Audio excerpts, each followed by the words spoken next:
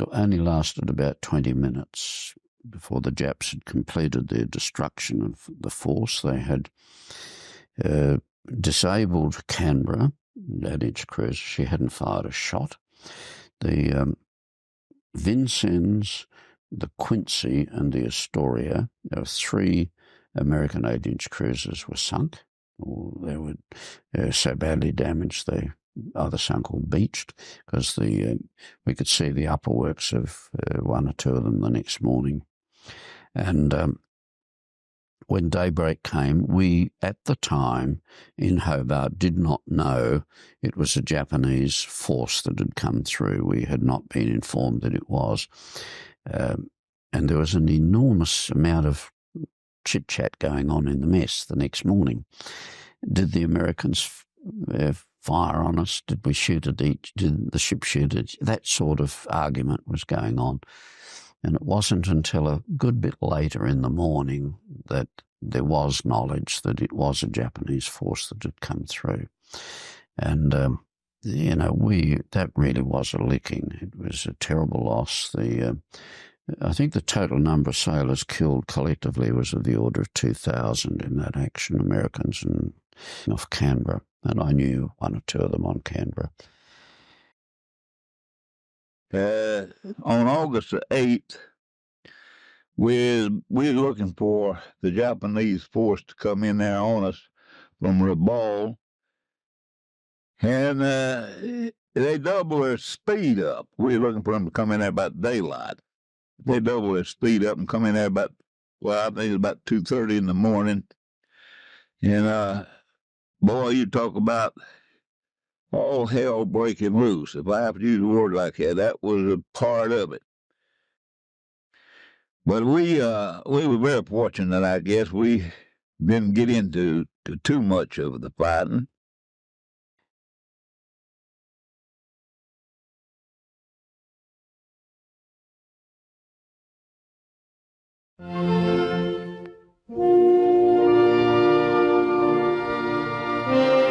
The ocean lifeline to the South Pacific is the war's longest and the war's most tenuous.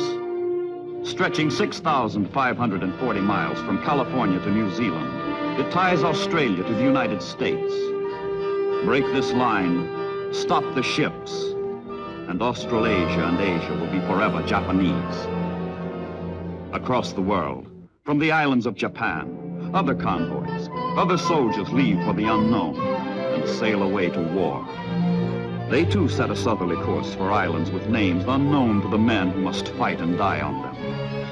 For them also, the routine of shipboard life, the placid prelude to carnage. I was a cook firstly, and I shared my time in the camber between the bakery and the galley. There was a lot of jealousy about being the baker, though they all wanted to be bakers, but I was the only one qualified. And then in the Navy, you got 3 or 4 action stations. Like I was a cook on the one hand, and then I was a magazine hand on the other. And if anything happened to the magazine, you had to take up a medical point. You had to report to a medical. And my action station was in the magazine. I had to go out, and there's a first aid kit outside the bakery and one outside the main galley. Ready aid satchel on your back, like with all sorts of bandages and shell dressing. Not to beat either one of those. Someone just recently, they said, what did you know about the camber you was in the magazine?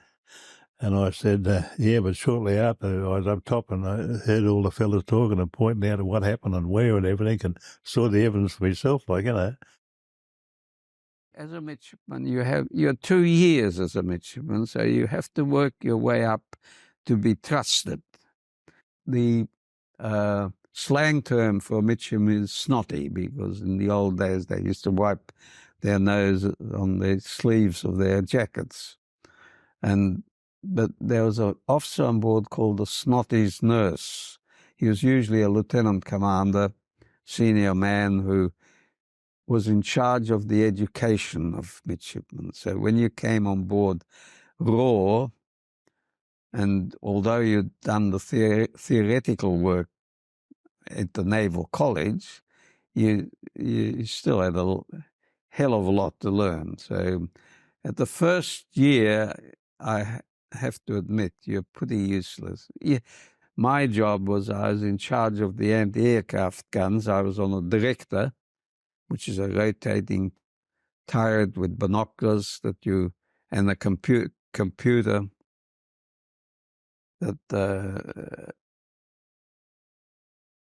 would work out how far ahead and what elevation, and also a mercury switch.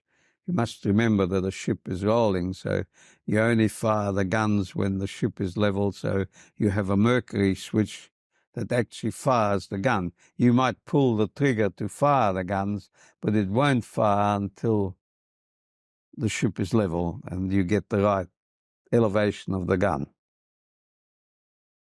And I got sent to the Canberra, and as a sub-lieutenant to get my watchkeeping certificate, which means that you keep a watch on the bridge as an assistant officer until the captain says you're competent to run a watch on your own. And it's interesting, a cruiser is a big ship, 12,000 tonnes, 80,000 horsepower, 4 propellers. It's not like driving a car where you put your foot down and it goes. They take a while to work up. And I was still, although I had a ticket, I was still learning. And one afternoon we were on 300 or 600 yards astern of the flagship, and I was a bit out of station, astern of station. And we're in line ahead, so the Admiral's only got to look out and see that you're out of station. He'll send a dirty signal, and the captain hates that when the Admiral says, "Get back in station." And the navigator came up, who was Lieutenant Commander, and said, "Sub, you're out of station. For God's sake, use some of that horsepower and get back in station." And I went up a couple of revs and nothing happened. And he said, "Look, you've got 80,000 horsepower, use them." And I went up a knot and nothing happened. I went up another knot and suddenly we started to charge up. And before we know where we are, we're about 300 yards instead of 600 yards. Well, the old man in his cabin knows what's going on. He came up and had a look and he said, "Sub, I don't believe the Admiral's invited me on board for dinner. Get back into station." And I got back again, but he knew I had to practice.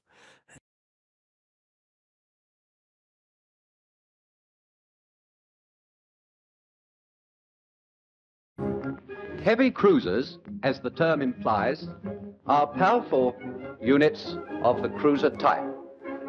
Of 13 heavy cruisers in the Royal Navy, 11 belong to the county class and are easy to recognize by virtue of the 3 slender funnels carried amidships. Here are these 3 funnels again.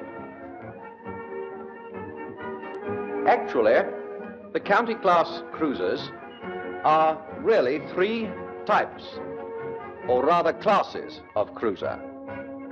The Dorsetshire class, Dorsetshire and Norfolk.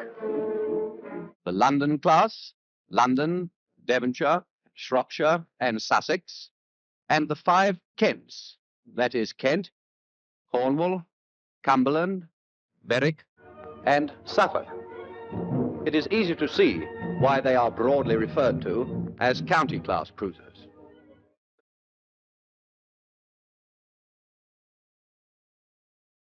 It was called a county class cruiser because it was named after counties in England, Shropshire and Canberra. Well, they I don't know what her original name was. 10,000 tons. The crew was about 1,100. Every conceivable service on board. There was a butcher shop. There was obviously a very big galley for able seamen. There was a galley for petty officers' mess. There was a galley for the officers' mess, and there was a galley for the captain. So there were refrigerated storerooms that you could keep meat in the tropics for long lengths of time.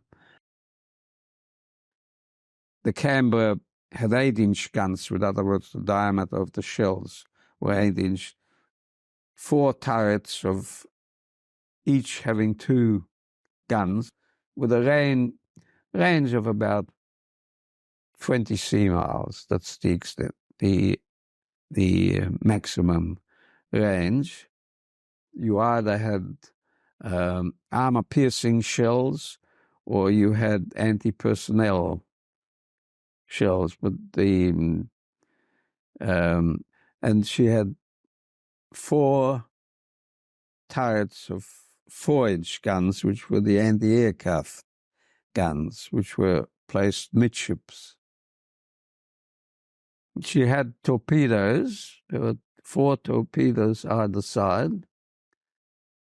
The Canberra was pretty old, and the engines were pretty old, and the turbines, and particularly the boilers. The boilers were the real danger. You know, at high speed, you really had to fire them up, oil-fired, at a temperature that were quite a risk to old. Boilers are not just a kettle, but they also have tubes running through it where steam is generated. And hence, to do 32 knots is quite a risk, especially to the stokers who are stationed in the boiler room. And most of the communication for us was principally, and by them, was by visual signals, flashing lamps or flag hoists. The TBS was in use then. Yes, we definitely had TBS. This is a VHF operated in very high frequency radio telephone, that is a microphone speaking communication system. The sets, they're a transceiver in a black box. They were RCA, made in America. And the Americans fitted ours in Garden Island, and the antenna, which was on the mast, the feed from the black box to the aerial on the mast was in a coaxial gas-filled cable. It was a copper tube with the wire spaced inside it, and it was gas-filled with nitrogen gas to keep it dry. That was the way it was done then. And it was only VHF communications, short range, about horizon to horizon, and it was used to communicate between ships in the Pacific. And there wasn't any concern at that time about the security of it, or the ability to locate it by DF, because of the short range, line of sight communication, that's all. And unless a ship with equipment able to receive on that frequency was within the line of sight range, they wouldn't pick it up. Well, that was another thing about TBS, that the Americans, we found, particularly at Guadalcanal, weren't very disciplined when it came to using their radio. They really like a lot of squawking cockatoos, all wanting to speak at the same time, and it was absolute babble on that TBS channel, absolute babble, and it took a long time for them to quieten down. Well, we were upset we didn't have TBS as the first thing. That seemed silly. We were the first Australian ship to get radar. It was a fairly limited set. It was probably not working all that well. And you get echoes off the land when you're close to land, which doesn't help. And the Japs had the long lance torpedo, which is a 24-inch diameter torpedo, opposed to our 21-inch diameter. They carried a big load of explosive.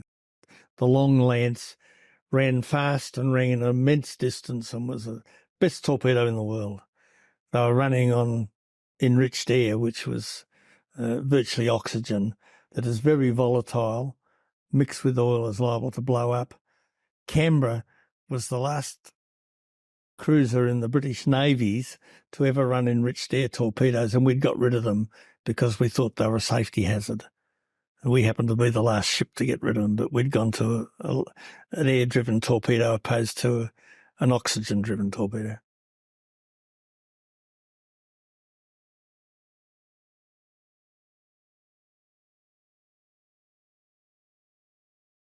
To the Japanese, Guadalcanal was a most desirable piece of land. Using that island as a base, they might well succeed in severing the lifeline from the U.S. to Australia. The forces of Imperial Japan had been overwhelmingly successful in their ambitious campaigns during that first half year of all-out war. The combined chiefs of staff in Washington were prompted by the enemy threat to the vital U.S. to Australia lifeline to schedule a quick counterblow designed to stop the aggressors short on the South Pacific. The Americans had decided, and the British had decided, that Germany was going to be knocked over first before the Pacific.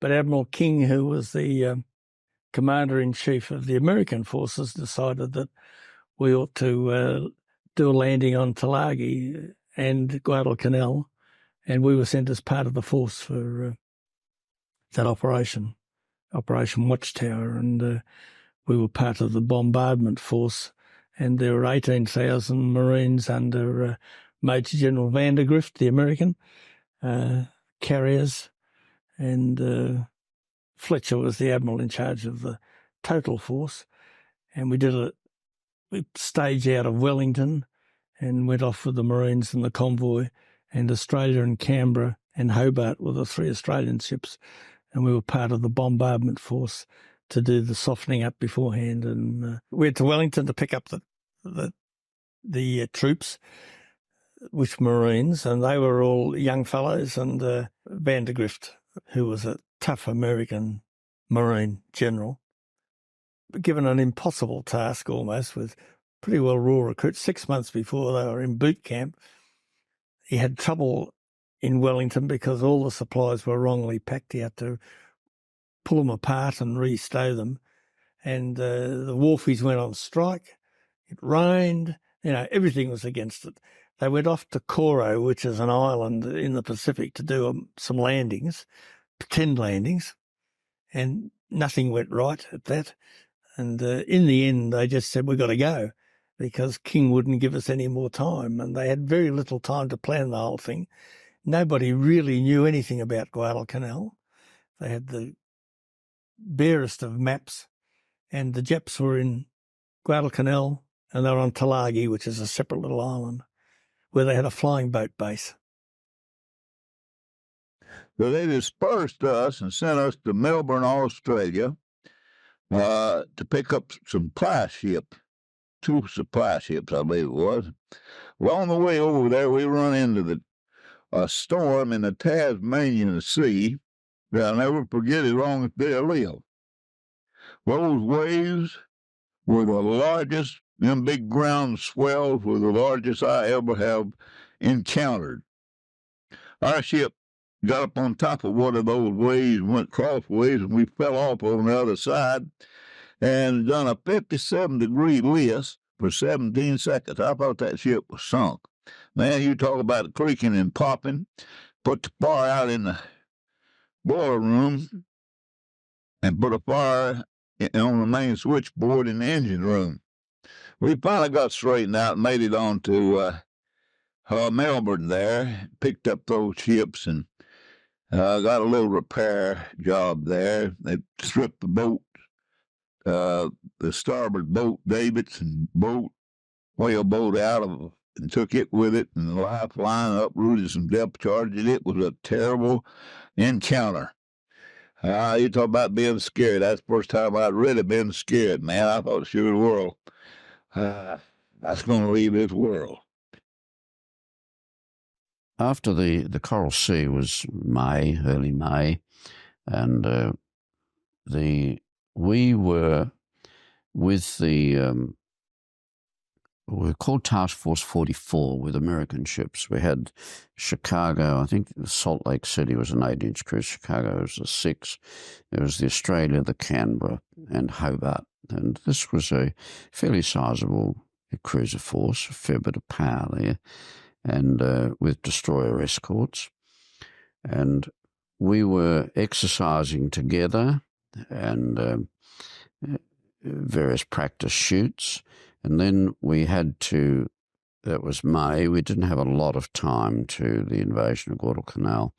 And when that decision had been taken, we sailed as a force from Australia to Wellington. and it was cold and windy. It was a lot of Americans there. The American Marine Corps were there waiting to be embarked, and the Americans were involved in a lot of stowing the transports, sorting a lot of things out that weren't right. And then we, as the escort of the Marine Corps, when we sailed from Wellington, late July by then, we hadn't been that long out of Wellington a day or two before we met up with the major American force, including a battleship. I think it was the North Carolina or one of those ships. It was a fairly sizable fleet with the carriers and so forth. And we refueled off the Corinna, and we headed for Guadalcanal for the invasion.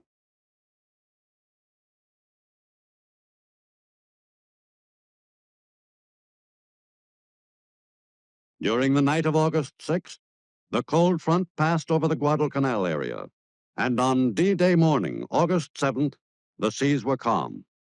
Soon after dawn, naval guns announced the beginning of America's first offensive action in World War II. Under the direction of officers who were experts in newly developed techniques of amphibious warfare, the assault waves of the 1st Marine Division headed for the beach. On shore, the enemy was ominously quiet. Promptly at 8 a.m. on that August morning in 1942, American Marines set foot on the first piece of Japanese-held territory, Tulagi. Across the channel on Guadalcanal, the main landing was not opposed. At any moment, the commanders knew the enemy might launch a counterattack, which would surely be made before the assault forces had a chance to get well established. So August the 7th was D-Day, and Canberra went to bombard Tulagi, and about 6 in the morning, there were strikes from the carriers, and they caught the Japanese flying boats on the water and knocked all those off, and put the Marines after the bombardment ashore at Tulagi, where they had a hell of a time because the Japs couldn't retreat, and it took them a day or two to get hold of Tulagi. We're on Guadalcanal. They'd absolutely bombed the daylights out of it, and with the 6 and 8-inch guns you throw a lot of lead. You can fire probably 4 salvos of 8x8, and each shell 256 pounds, plus bombs from the aircraft. That didn't have much trouble getting ashore, and they got the unfinished airfield fairly quickly on Guadalcanal, and then the CBs went in. Fletcher said he'd stay for 3 days with his carriers, but he nicked off after 2, and we were not very happy about that, which meant we were absolutely without air cover, and the Japs were coming down from Rebel, where they were with bombing, and we had a couple of nasty days of torpedo attacks and bombing attacks, and they were about 4 or 5 of them were knocked over, and we'd been at action stations for virtually 2 days.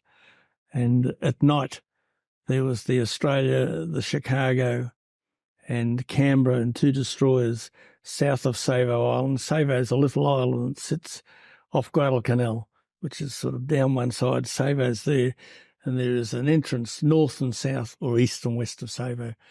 And there were 3 American cruisers blocking off the northern one with 2 destroyers, Quincy, Astoria, Vincennes, and we were the southern force.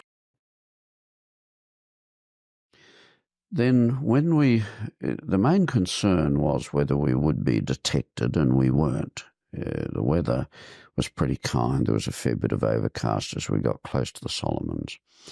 And the ships were divided into 2 groups. You got where we had to go in, you got Savo Island, and you got between Savo and Guadalcanal on your right, or the southern side, and on the northern side you've got Savo, and the nearest point of land there is the Tulagi area.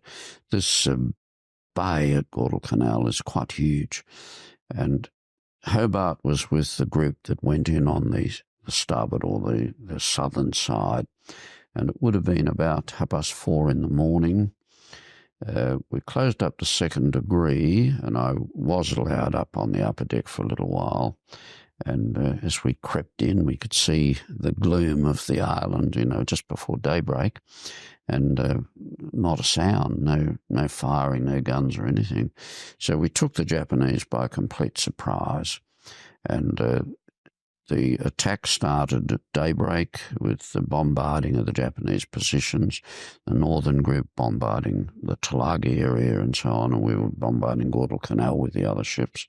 And the carrier aircraft came in and launched their attack. It was quite an onslaught attacking the Japanese, and I think it was about 8 o'clock or perhaps a little later that the transports then start to disgorge their troops and making the actual landing. And they didn't encounter much, if any, opposition when they hit the beaches because the Japs had retreated. They'd been taken by complete surprise. Well, we was operating with the HMAS Canberra. We were off at Tulagi there, and first thing, it was about 40 low-flying Betty bombers that come right up over us, and boy, we were knocking them down just like flies. They had headed across the water there to hit that main force at Guadalcanal. Well, we got about half of them before they ever got over that far.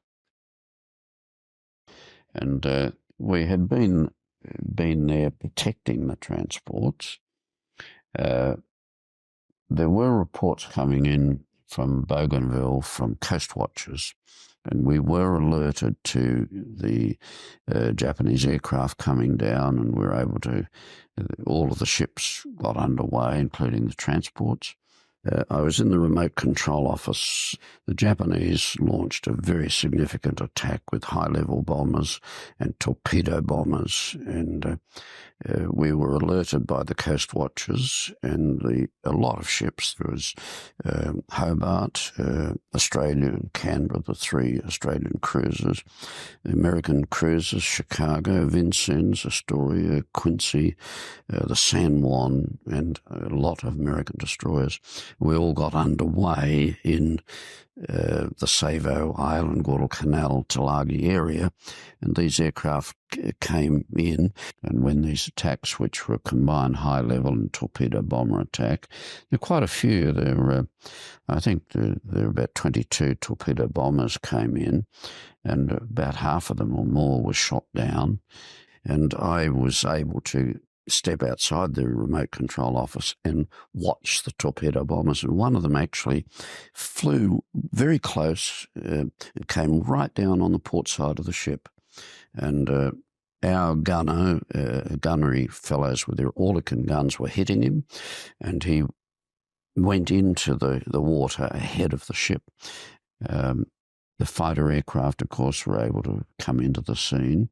But Fletcher, after the troops were put ashore, Fletcher withdrew the carriers, and there was a lot of criticism after doing this. He withdrew them some considerable distance away.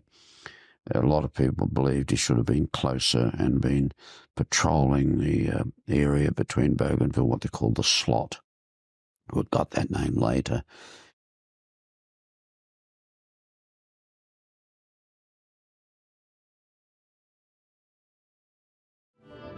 But sailors of the United States and Australian navies sacrifice their blood for their brother Marines, who cannot hope to control Guadalcanal against an enemy who controls the surrounding seas. The Japanese come down the slot of water between the Solomon Islands and head for the sound called Iron Bottom because it is strewn with the hulks of dead ships, the bones of dead sailors. The Battle of Savo Island. The Japs had found out that the landing was on, and Makawa, who was the Japanese admiral, was in Rabaul with the 8th Fleet, and he gathered up some 8-inch cruisers and a 6-inch cruiser and 1 destroyer and came screaming down from Rabaul. He was seen by one of our Hudson aircraft flying out of Milne Bay. They were not told that Guadalcanal was happening. They were told they might see some Japanese. Well, he in fact came out of the clouds and there's this Japanese fleet. He broke silence to report them. The American naval historian Morrison subsequently wrote years later, he didn't break silence. He staggered back, had his afternoon tea, had his tea, then was debriefed. Total lie. It so happened that when he broke silence, Milne Bay was being bombed and they'd closed down the station. He couldn't get through. So when he did get back to report them, it then went from Milne Bay to Australia, to Canberra, to Washington, back to us, and it was hours before we even heard that they were in the area. They were seen by one of MacArthur's B-17s. A second Hudson saw them, got shot at, got hit, but got back, and all reported them differently. And they didn't have much recognition practice, and it's very difficult on an aircraft, and they reported them having a couple of seaplane tenders with them. Now, this threw everybody out because the day before, an American carrier had shot down a Japanese seaplane at an island to the north of Guadalcanal, and everybody believed that that's where they were going to set up a seaplane position at Rendell Island, north of Guadalcanal. And it was at night, the night disposition, Hobart with the San Juan, which was a fairly modern American cruiser. Our task was down the Tulagi end, protecting the transports. And two of the American destroyers, one of them was called the Blue. They were radar picket ships outside. So the first night, that's the night of August 7, 8, we were given the task with Australia, Canberra, Chicago, two destroyers, the Bagley and the Patterson, to patrol up and down at 12 knots, altering course without orders, 108 degrees to starboard on the hour. We do a patrol 12 miles up, 12 miles back from the edge of Savo back towards Guadalcanal, up and down as a group. Then about 20 miles away, they're still landing the troops and supplies at Guadalcanal. All the troop ships with about 8 screening destroyers are anchored off Guadalcanal, getting the stuff ashore on the beach. Night time is a good time because there's no aircraft. In the meantime, that the Australia had been pulled out of the line by Admiral Turner. Fletcher suddenly took his carriers off.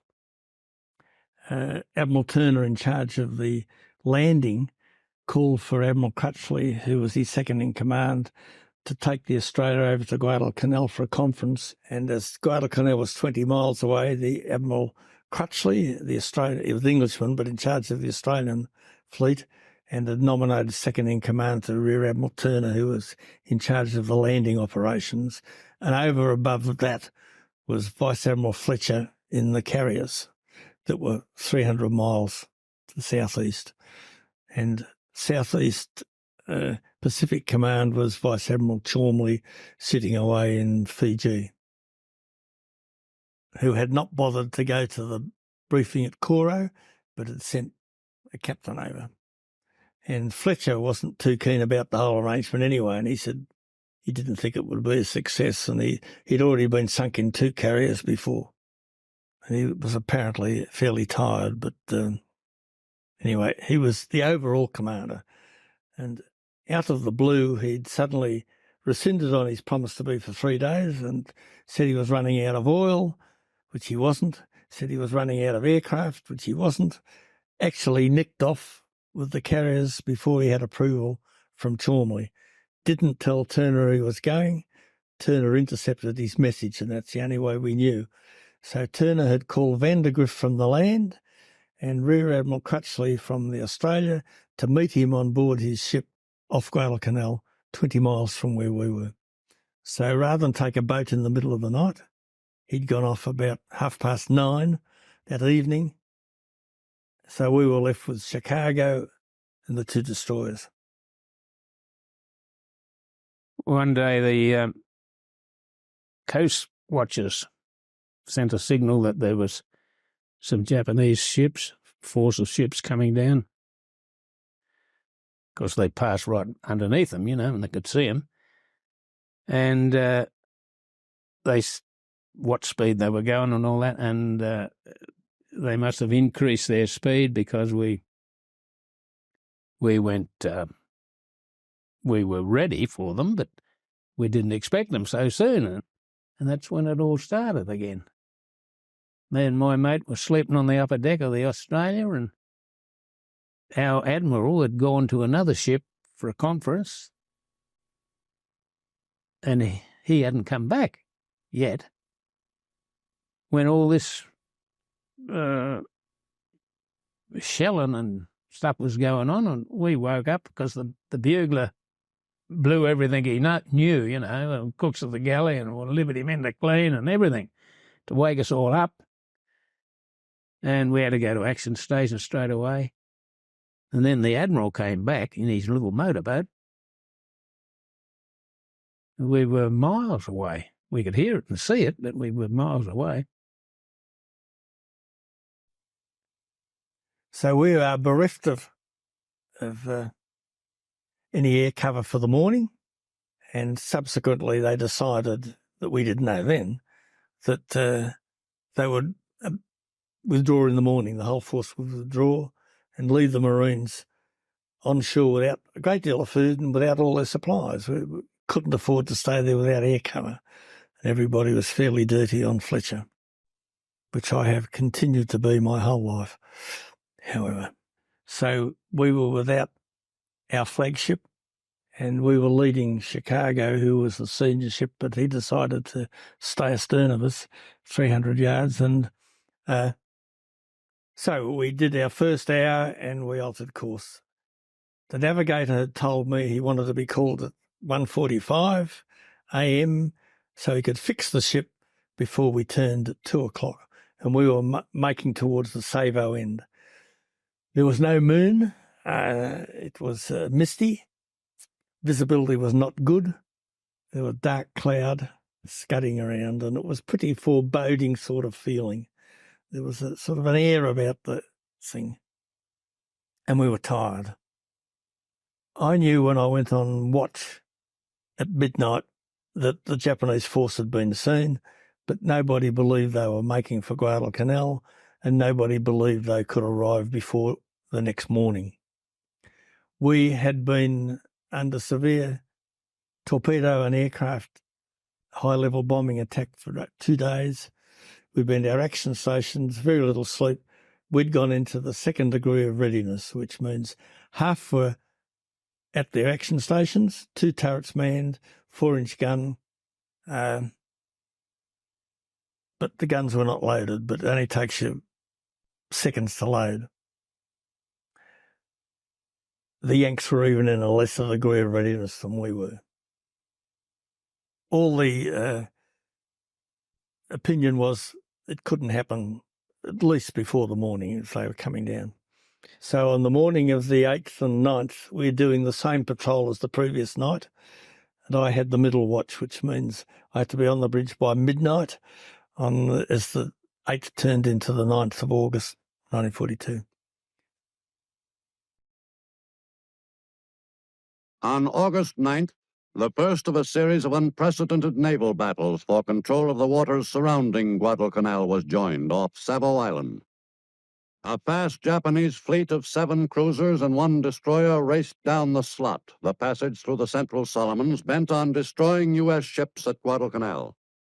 The Japanese fleet managed to sneak into the Savo Island waters unchallenged by the American warships. The Battle of Savo Island turned into an overwhelming Japanese victory.